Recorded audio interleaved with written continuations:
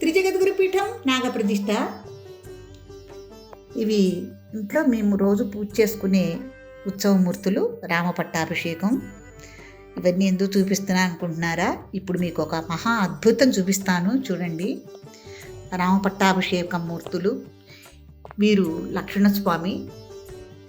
నాగేంద్రుడు Moore ఉంటారు, tubelight కాంతిలో మెరుస్తూ ఉంటారు.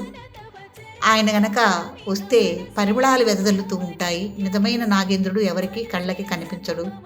ఇలా అనేక విషయాల గురించి మనం ఛానల్స్లో మాట్లాడుకోవటం జరిగింది. అందుకు నిదర్శనంగా చూడండి, లక్ష్మణస్వామి ఆదిశేషు స్వరూపుడు. రాములు వారు శ్రీ మహావిష్ణువుగా జన్మించినప్పుడు లక్ష్మణస్వామిగా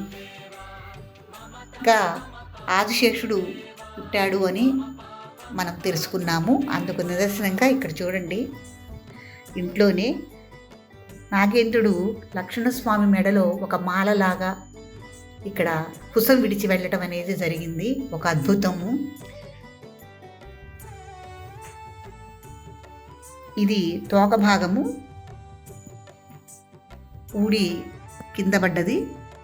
ఇక్కడ ఇది తల భాగము ఇలా వచ్చి స్వామి ఇట్లా పై మీదగా ఇలా వచ్చి ఇలా కుసం విడిచి వెళ్ళారు. చూసారా ఎలా ఉన్నారో? ధన్యంలాగా, ఒక మాలలాగా స్పష్టంగా చూస్తున్నారు కదా. మీరు కూడా ఈ అద్భుతాన్ని చూసి నమస్కారం చేసుకోగలరు. ఇంతకన్నా నిదర్శనం ఏం కావాలండి? చూడండి, పొలుసులుగా ఎలా ఉన్నారో. స్వామి ఒక తలభాగం ఇది. అన్ని చూస్తూ ఇలా ఉన్నారు, చూసారా? ఇక్కడ త్రిత్రిపీఠంలో దగ్గరగా 1900 చిల్లర నాగప్రతిష్ఠా కార్యక్రమాలు జరిగి ఉన్నాయండి.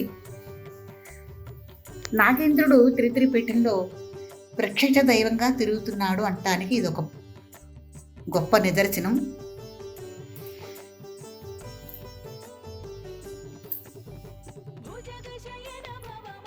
నమో భగవతే వాసుదేవాయ.